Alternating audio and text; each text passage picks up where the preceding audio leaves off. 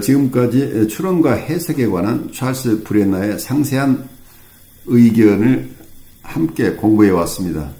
이 시간에는 찰스 브레너가 친절하게 요약한 마지막 부분을 함께 나누도록 하겠습니다. 본장의 내용을 다음과 같이 요약할 수 있다. 1. 분석 작업에 관한 토론을 단순화시키고 명료하게 하고자 분석에 있어서 추론 혹은 이해와 해석의 차이점을 구분하였다. 각 분석가들은 추론을 구성하는 데 있어 서로 다른 방법, 즉 직관, 신중한 숙고, 무의식적 동기의 감정적 반응과 환상 등을 선호한다. 그와 같은 선호는 분석가의 전문적인 스타일을 결정하는 요소가 된다. 어떤 방법이든지 유용하고 정확한 추론을 할 수 있게 된다. 3. 분석적 추론은 분석가 자신의 여러 가지 정신적 갈등 요소가 개입하는 하나의 타협 형성이다. 이와 같은 현상은 모든 실험과학 영역에서의 추측이나 가설에도 똑같이 적용된다. 특히 내적인 성찰과 공감할 수 있는 능력이 분석적 추론 구성에 미치는 역할은 다른 과학적 가설을 구성하는 데 작용하는 역할과 그리 다르지 않다. 4. 실험과학에서 입증이란 단어는 확정적인 증거와 반증이 있을 때만 사용된다. 5. 분석에서 해석의 타당성을 알 수 있는 가장 흔하고 확실한 증거는 해석에 대한 환자의 반응이다. 이 외에 다른 증거 자료들도 있는데 그중 몇 가지만 기술하고 설명하였다. 6. 증상의 호전은 그 자체로서 충분한 것은 아니지만 해석과 추론의 타당성을 입증해 줄 수 있는 필요한 기준이 된다. 7. 해석은 분석에 있어서 복합적 효과를 갖는다. 모든 해석에 있어서 공통적이며 의도하는 효과는 환자의 정신적 갈등을 변화시킴으로써 점차적으로 덜 왜곡된 갈등의 파생물이 출현하도록 하는 것이다. 8. 이런 변화가 정신분석 과정의 요체다. 9. 그것은 필연적으로 천천히 그리고 점진적으로 이루어진다. 10. 이러한 변화는 분석이 진행되면서 반복적으로 시험하고 다듬어지고 확대된 분석가의 정확한 추론을 반영해주는 해석을 여러 차례 반복함으로써 갖는 누적된 효과에 의한다. 11. 아무리 정확하고 시기를 잘 맞추었다 할지라도 단 한 번의 해석만으로는 크고 지속적인 효과를 가져오기는 힘들다. 그러므로 아무리 정확한 해석일지라도 환자의 갈등에 대한 올바른 이해나 추측의 근거를 둔 일관성 있는 해석보다 중요하지 않다.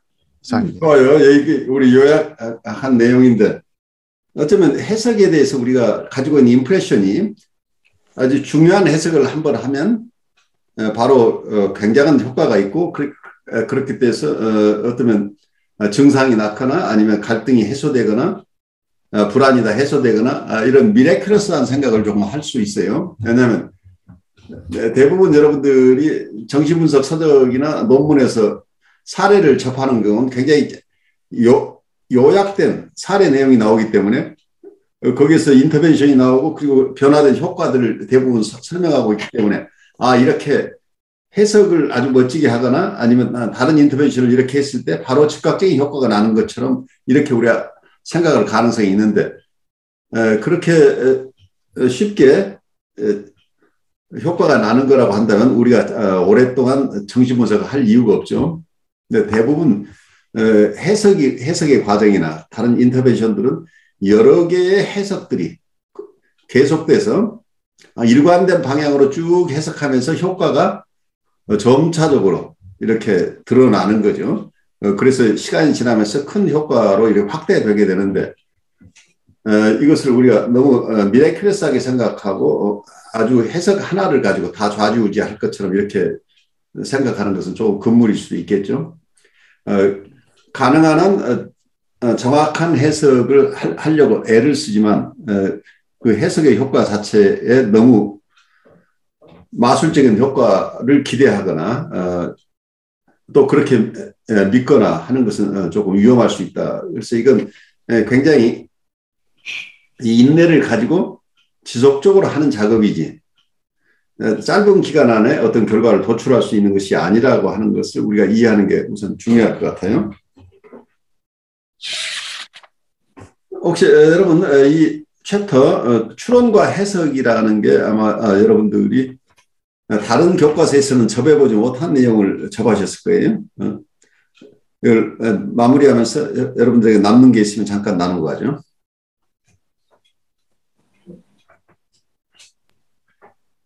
제가 이 장을 보면서 좀 느낀 게 추론이라는 개념이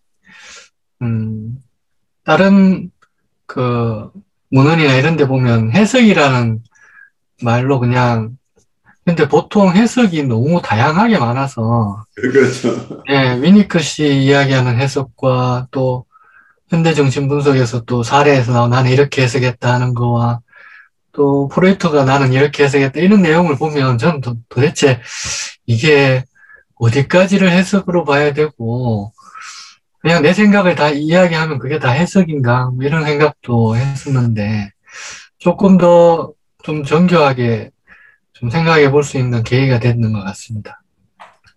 아주 좋습니다. 그래서 어떤 해석은 굉장히 다양하게 쓰이는데 해석이라는 말이 있고 훈습이라는 말이 있죠. 워킹 트루라고. 아마 워킹 트루라는 용어가 있는 것 자체가 해석은 다 했는데 계속해서 반복해서 갈등 구조가 해소되지 않고 나타나고 또다시 반복되는 어떤 증상이 나타나거나 과거의 증상은 아니지만 다른 새로운 증상이 나타나거나 이렇게 해석은 맞게 한 것 같은데 쉽게 치료가 완결되지 않는 것을 설명해내느라고 워킹 트루라는 훈습이라는 개념을 사용했을 거예요. 그러니까 그 해석을 하고 나서 그 훈습을 오랫동안 한다 이렇게 개념을 잡을 수도 있지만 어쩌면 여기 찰스 브레너가 얘기하는 게 더 맞을지도 모르죠. 훈습이라는 개념이 굳이 필요한 게 아니고 많은 작은 해석들을 계속해 나가면서 효과가 난다. 이렇게 이해하는 게 조금 더 현실적인 접근이 아닌가 하는 생각이 저한테는 들어요. 여러분 생각은 어떠신지? 저는 여기 추론과 해석이라는데 추론이라는 게 뭐 어떻게 생각하면은 해석을 위한 준비라고도 생각되거든요. 그렇죠. 계속. 그러면 이제 예, 추론이 충분하게 이루어졌을 때에 해석이 잘 이루어진다라는 생각도 해보게 되고요.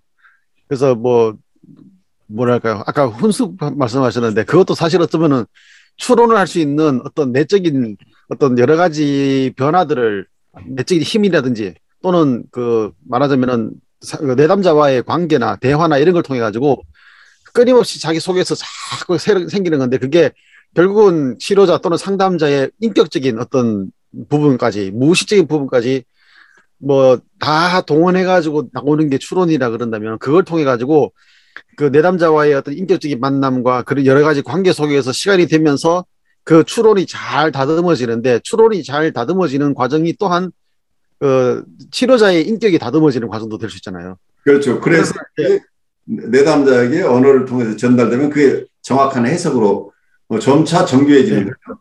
추론이 정교해진다는 얘기는 해석이 정교해지는 과정이죠. 네. 그래서 이제 보통 이제 일침을 놓는 그런 말을 하는 것은 내가 완성되었다고 생각하니까 그런 해석을 내릴 수 있다고 생각하는데 사실은 인간관계 속에서는 내가 처음부터 완벽하게 난 이 사람을 다 안다 이렇게 말하는 것은 어떻게 보면 자만심이나 오만한 상황이라고 볼 수 있잖아요. 그래서 결국은 내가 아무리 공부를 많이 했다 할지라도 환자를 만나면은 그 환자와의 충분한 시간을 가져야만이 어떤 치료 효과가 있는 또는 좀 더 정확한 해석으로 접근해 갈 수 있지 않나. 이제 결국 이 이야기 추론이라는 개념을 통해서 그런 것들을 한번 생각해 볼 수 있는 것 같습니다. 어떤 면은 우리의 겸손한 접근 방법을 아주 잘 설명해 주고 있는 거죠. 우리가 미래클로서는 한 몇 번의 해석 가지고 치료를 해내는 게 아니고 끊임없는 추론의 과정 그리고 거기에 맞춰서 해석을 정교하게 해나가는 과정 이게 필요하다는 얘기를 하고 있는 거죠. 저는 이게 관련된 질문일지 확신은 안 썼는데요. 최근에 한국의 모 대통령 후보에 대해서 다른 대통령 후보의 부인이 소시오패스라는 이런 얘기를 하고 그게 이제 그 반응에 대해서 또 그 부인의 남편인 그 사람은 또 나와서 막 이렇게 옹호하고 막 이렇게 시끄럽게 하는 걸 보면서 이것도 지금 저희가 이 챕터에서 얘기했던 추론과 해석 그다음에 그것을 이렇게 전달하는 방법 이런 것들하고 관련했을 때 좀 잘못된 거 아닌가 하는 생각이 들었거든요. 그러니까 그분이 어떠면 어떤 정신과 의사인 것 같은데 정신과 의사로서 어떤 어떤 분의 심리 상태에 대해서 추론은 얼마든지 할 수 있죠. 네. 추론이 여러분들도 하고 다 해요.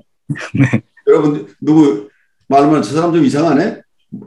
뭐야 하면서 다들 여러분 나름대로 추론을 하지만 네. 그것이 어떤 대외적으로 공표되는 해석이라는 이름으로 들어갈 때는 이건 굉장히 무게가 있는 거죠. 그러니까 네. 그것을 입증할 만큼 충분히 그 상대방을 알고 내가 진료를 했거나 네. 확실한 어떤 의뢰가 있어서 구체적으로 입증할 수 있는 자료들이 있지 않는 한 함부로 대외적으로 어떤 진단명을 얘기하는 건 굉장히 위험한 거고 어떤 윤리요강에 걸맞지 않은 것으로 보여요. 그렇게 사람들이 진단하기 시작한다고 한다면 이 사회가 얼마나 혼란스럽겠어요?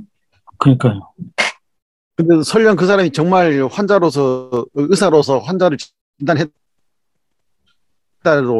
그걸 발표하면은 그거는 그 의료윤리상 안 되는 거잖아요. 안 되는 거예요. 그러니까 자기가 직접 진료한 사람도 발표할 수 없는 거란 얘기예요.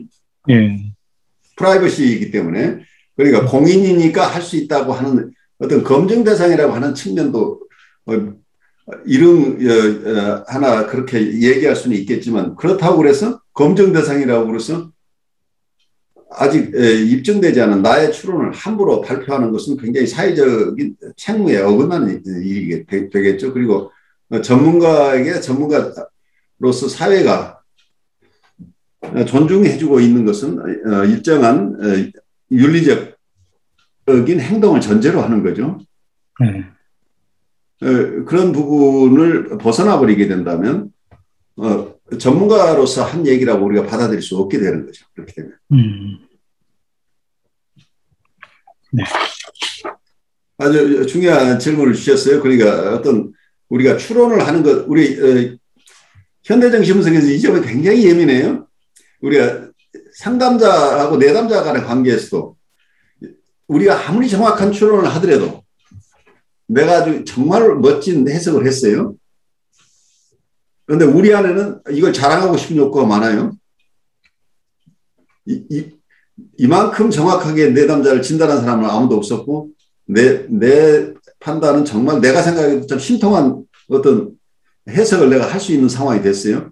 그런데 내담자가 이걸 수용할 수 있는 상황이 아니면 내 추론으로 끝나야지 이걸 해석을 하는 것은 굉장히 위험하다고 보는 거예요.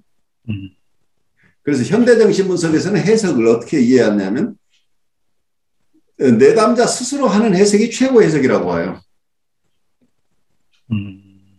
그래서 내담자가 자기 스스로 해석을 하고 자기 스스로 셀프 리플렉션을 하거나 셀프 어널리시스를 하거나 자기에 대한 언더스탠딩을 할 수 있다고 한다면 그게 최고의 목표인데 그것을 하는 것이 어려운데 그 대안으로서 내가 해석을 해주는 것이 상대방에게 도움이 된다고 확신이 될 때는 스스로 해석을 할 수는 있지만 그것을 최고로 보지는 않아요.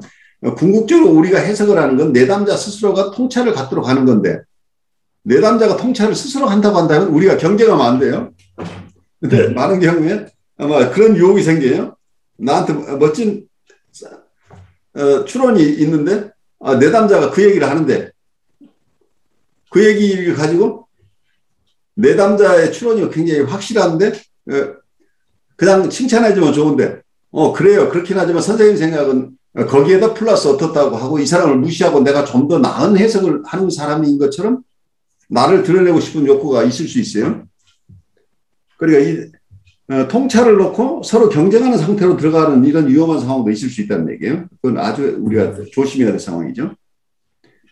해석을 하는 궁극적인 목적은 내담자 스스로 자기를 통찰할 수 있는 능력을 갖도록 하는 거기 때문에 내담자가 우리가 여러 가지 엑스플로레이션을 하고 조이닝하고 미러링 하는 과정 속에서 자기 스스로 통찰을 가질 수도 있어요. 그럼 그 통찰을 얘기해서는 항상 그걸 잘 수용해주고 칭찬해주고 하면 되는 거지. 그걸 우리가 전문가적인 입장에서 다시 그걸 해석해 줄 이유는 없겠죠.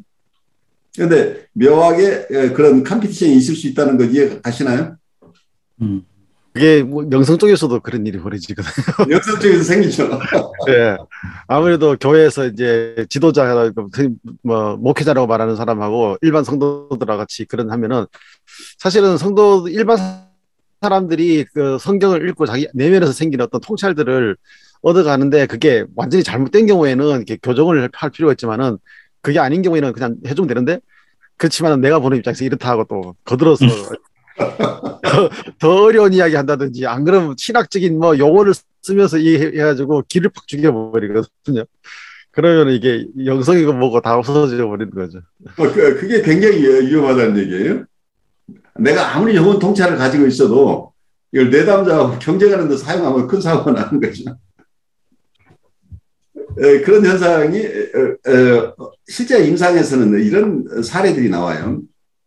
제가 오랫동안 돌봤던 분에 한 분이 있는데 어려서부터 자기가 뭘 하면 내가 성적을 잘 받아왔어요.